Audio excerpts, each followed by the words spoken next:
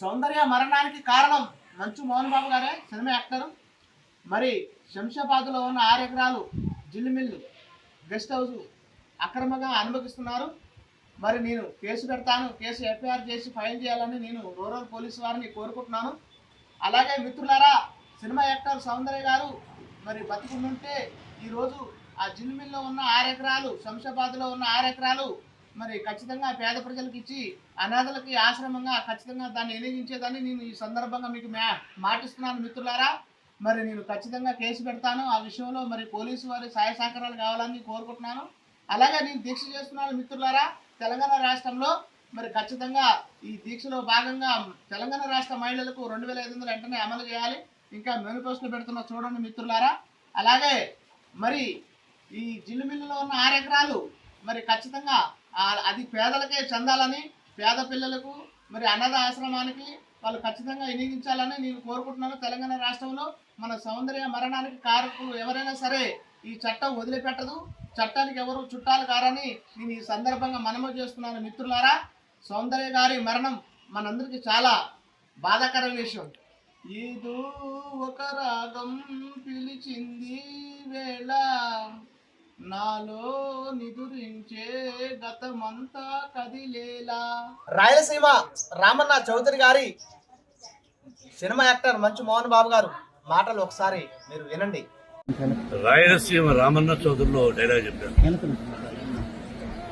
నిన్న జరిగింది మర్చిపోను, నేడు జరగాల్సింది వాయిదా వేయను, రేపటి గురించి ఆలోచించను. కానీ గతం గతం. మోహన్ బాబు గారు, మీరు గతాన్ని మర్చిపోవాలి అంటే మర్చిపోయే గతం కాదు. మన మీడియా మిత్రుడు TV9 రంజిత్ అన్నయ్య గారి మీద చేసిన దాడి, అటెంప్ట్ మర్డర్ మామూలు విషయం కాదు. ప్రాణాపాయ స్థితిలో ఉన్నాడు.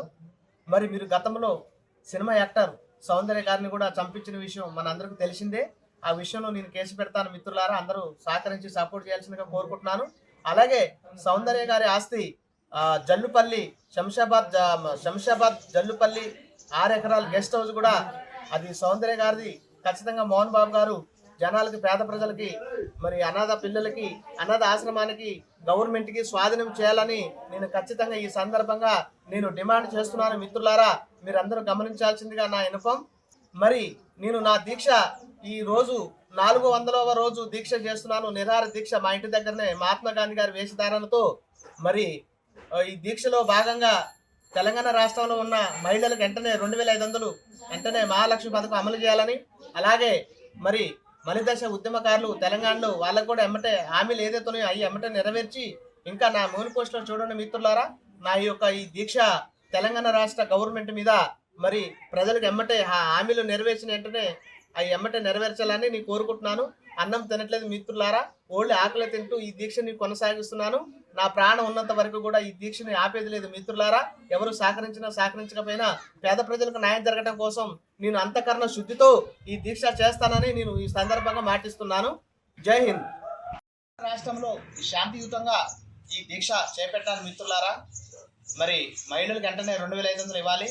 అలాగే ఉద్యమ తెలంగాణలో కూడా మలిదశ తొలిదశ ఉద్యమకారులు కూడా వెంటనే వాళ్ళు ఏదైతే హామీ ఇచ్చారో వెంటనే నెరవేర్చాలో.